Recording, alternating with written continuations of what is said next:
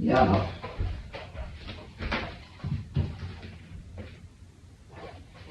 Good morning, y'all. Good morning.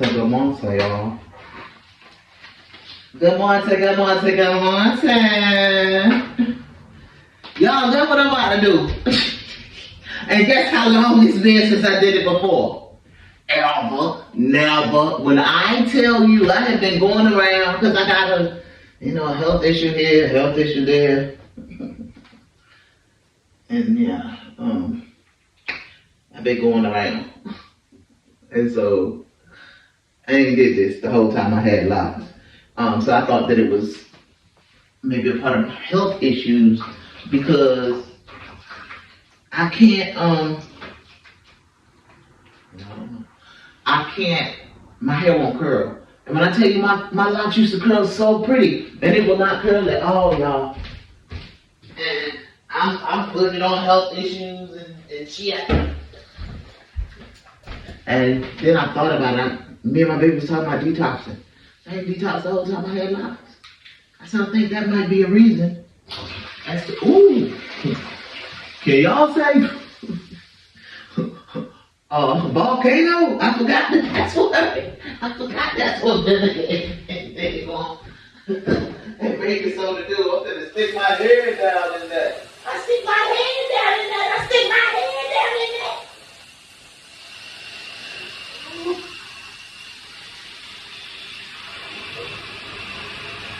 My baby said she had to do hers like 2 or 3 different times. I'm like, what the heck? Like, I got that fingers up in here.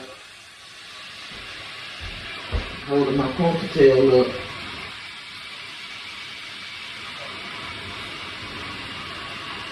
Y'all, we gonna talk about my yesterday.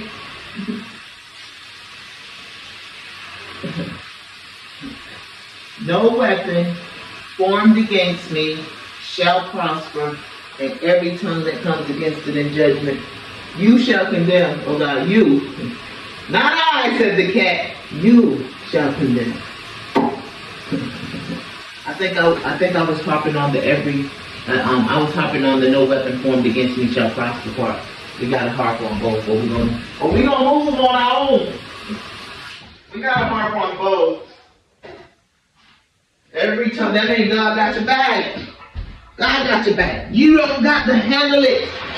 Because when you handle it, dear heart, didn't I tell y'all I'm a work in progress?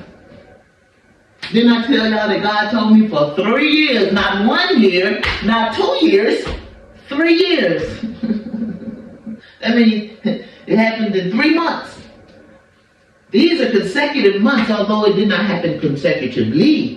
Happened in 3 consecutive years, 16, 17, and 18. 2016, 2017, 2018.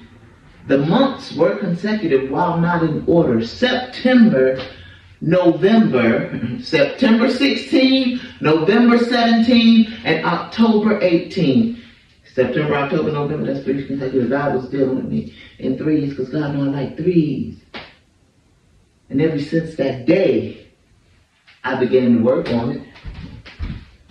Don't you know that this walk is a process? Don't you also know that some people want you to walk your process a little bit quicker than they walk theirs? Now God showed me a revelation. I don't think God was rushing me because yesterday was when I got a revelation. Yeah. Trying to find some towels, y'all. Y'all see that is a piece of aluminum and nobody just wants to lay their hair down on aluminum. I think I got enough water in there. But I really think I want to put one more. I'm going to get some more towels. I want to put one more because that's going to ensure that it's my head. When I'm gonna probably turn myself upside down and then dump my scalp down in there for real. Because my daughter told me I was gonna have to turn and alternate in different ways and stuff like that. My whole thing is that that's an aluminum. I don't got that fancy thing that people be having, comfortable for your head and stuff. I got my aluminum foot top. And they're gonna do hair things. And if I feel like I need to go in with another one, I just watched a video of a loctician saying she won't say that this way is wrong, but I guess she has another way. Let me turn on the room light. She has another way and get me a couple more shots. That she says will not overstrip your hair and things, and I definitely understand that because I'm thinking about vinegar and yes, Lord, I'm using my used towels. I got one clean. I'll be washing them all though, even the clean one because I'm using it with the used ones. She spoke on the over stripping this vinegar and baking soda. Like, you know, I'm a cosmetologist, so I know this vinegar and baking soda. But my thought process is if you condition it well, and I ain't saying that she don't got a better way, but she went on to say that this is not particularly a wrong way.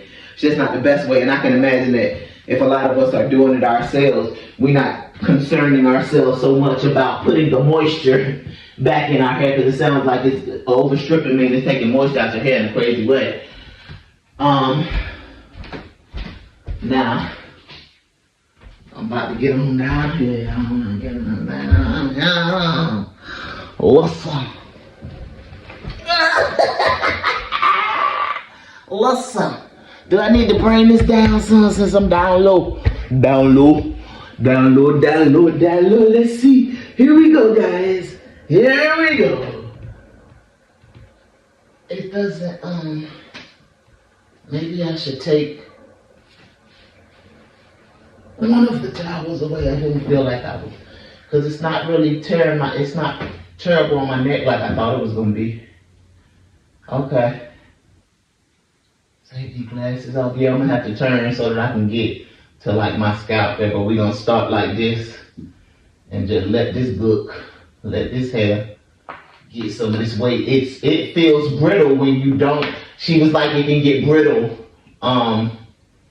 using this, because cucumber, vinegar, apple cider vinegar, and baking soda, those strong. And you see what I said when I put it in there together? That's the shit we used to make volcanoes out when I was a little girl. That's the first way I knew how to make a volcano. Add some baking soda and some vinegar. You got you a volcano. That was everybody's science project back then. Let's make a volcano. It was so cool. So I can imagine that will I can feel the difference already. I really can feel the difference already. And my daughter said she wound up having to do hers about 3 different times, so I used this towel. Oh well, it was in there, like Prego. That's the purpose of mops.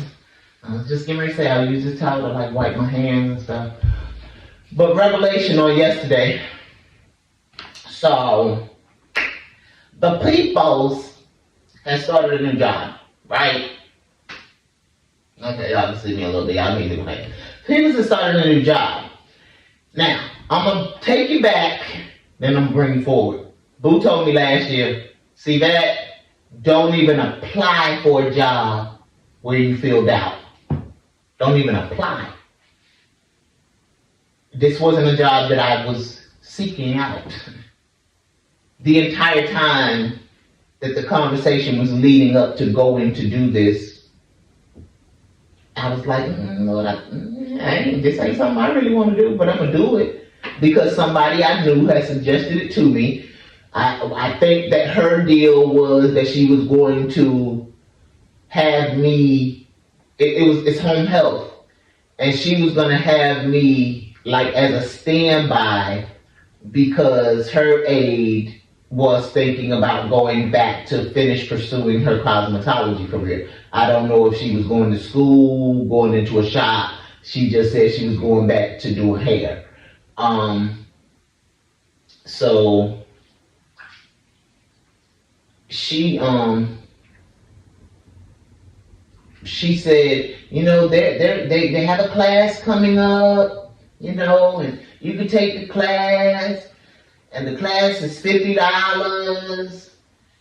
And I'm like, I ain't got no money. And I've been working on the inside of my house, you know, I've been watching the baby. And my goal, still my goal, I would rather have babies, because with the babies, this can be done. I can do what I'm supposed to do online, on social media. I can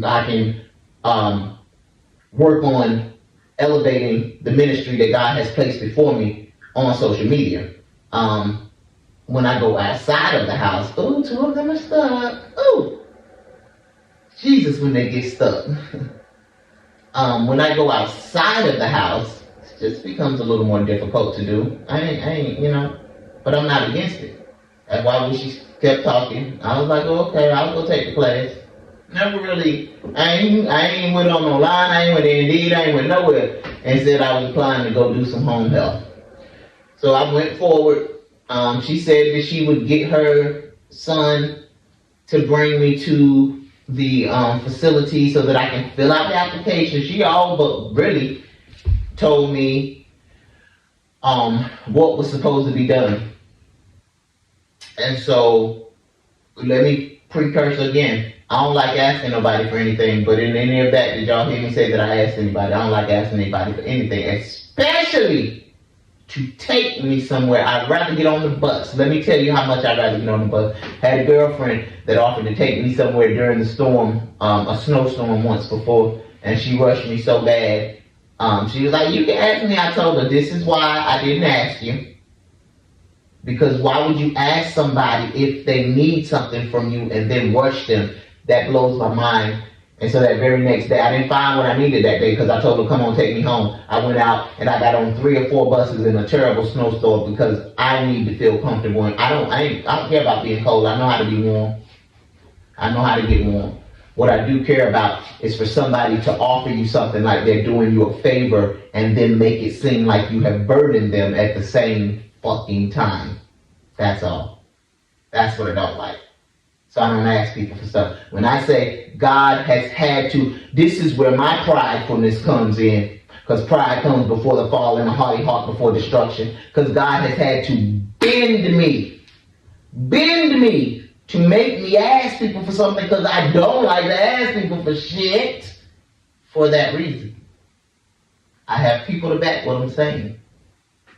But whatever the reason God finds you prideful, God finds you prideful. And if you don't want to do anything about that, I just talked with my baby girl the other day. I talked with her about this young lady that I'm about to talk about just a couple of days ago. But the young lady is a January 13th Capricorn. I'm a January 11th Capricorn. I went on Facebook and said this January 13th don't understand that I got something. I'm ready. I stay ready. That was not what God wanted me to do or post.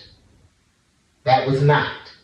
Now, back to prideful and my baby girl that came on Facebook when I put that January 13th, she came on, she was like, I'm a January 13th Capricorn. I told her, you're not like her. You're not like her.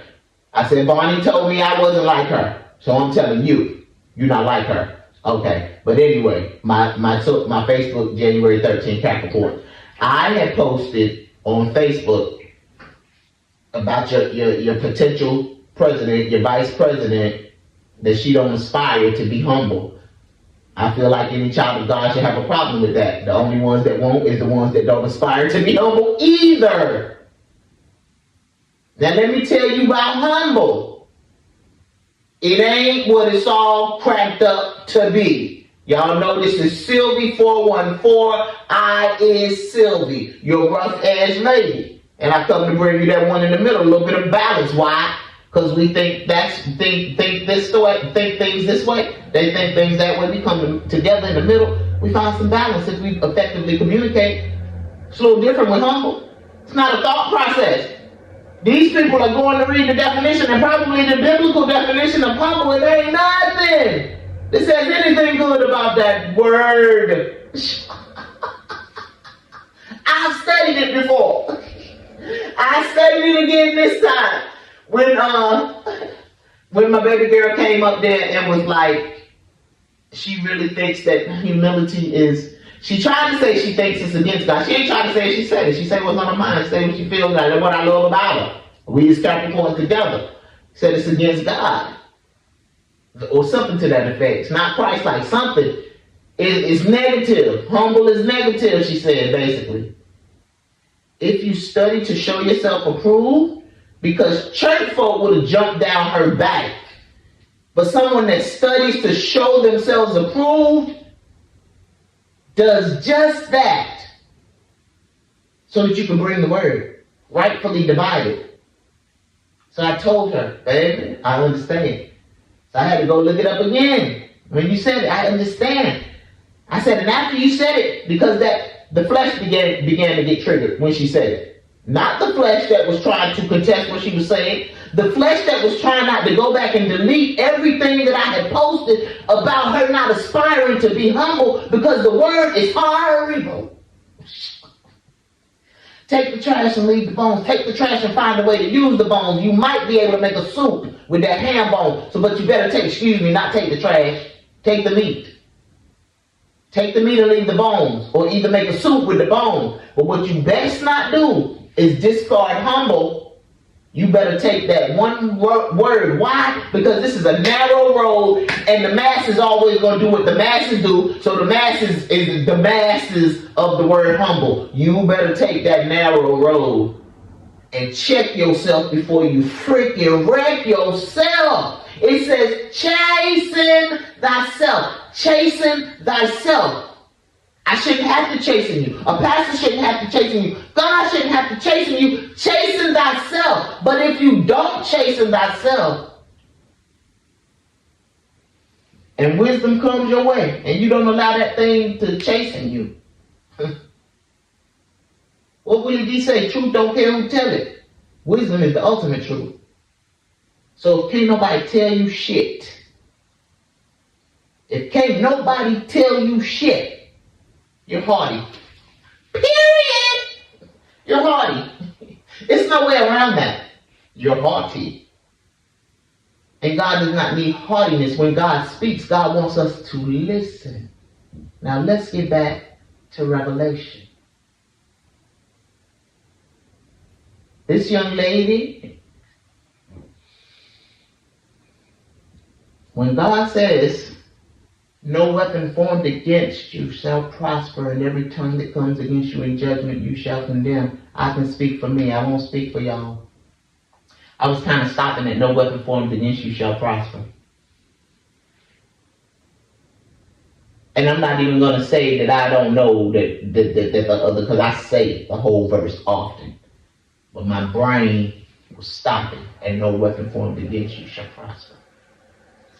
So God will allow it from all angles, because I had it sitting to the left of me and to the right of me. I had issues with the young lady to the left of me, or they had issues with me. I had no issues with them, one of them apples. I had no issues with that, one of them apples. And the one to the right of me was my trainer. I was getting very religious vibes from my religiosity. I watched her. I raised my hand. Now I'm going to tell y'all this because this was getting me. I raised my hand several times and watched her roll her eyes in my direction. Roll her eyes as if I was bothering her, raising my hand. Now there were multiple conversations going on at many times in the classroom. So I won't say multiple conversations means that somebody is talking and then other conversations start.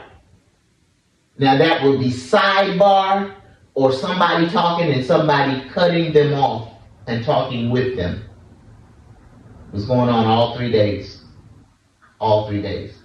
Even when I was raising my head. When I was cutting people off, I was apologizing and pulling back and giving them their way because I know that's the issue that I have.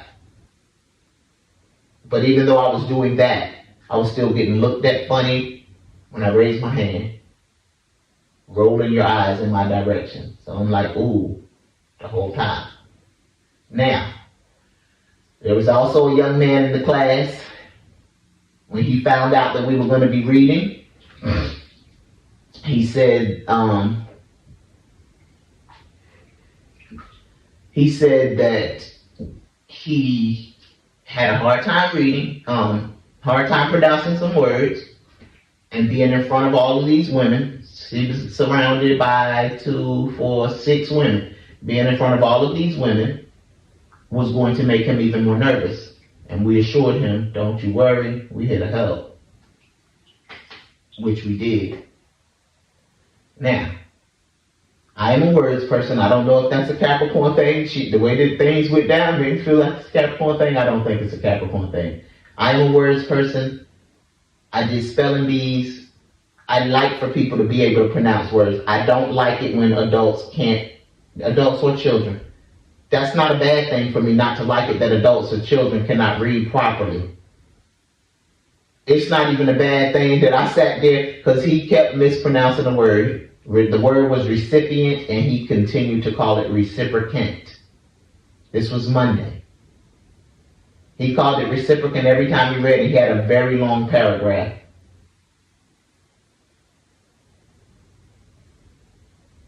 The young lady to the left of me, at some point she just blurted out, recipient!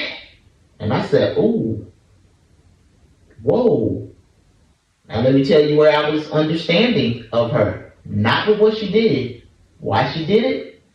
Every time that young man said reciprocant, and I promise you, when I say I don't say nothing once that I can't say twice, the young man already know what I'm about to tell y'all. I told him and I told my driver on Monday. I told him on Tuesday. Because this young lady to the left of me got talked about on Monday and Tuesday. And I said on Monday, when I was in that class, God, I ain't gonna say nothing about this young lady when I get in the car, but I promise you my driver is. I believe that she is going to bring that up. Because if that young man was already feeling nervous, he felt horrible after she snapped on him because he kept mispronouncing that one word.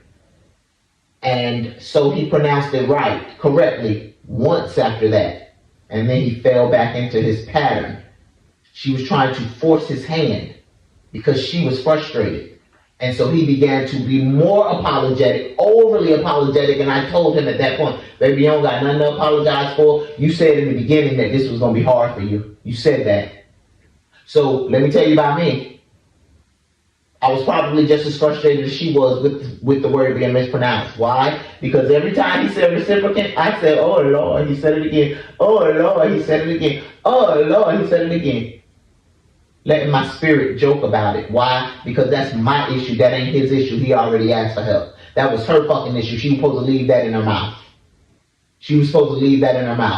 Now, let's go backward. Because you stick to it. I said she was forcing his hand. Now, let me tell you where I think that she started not liking me.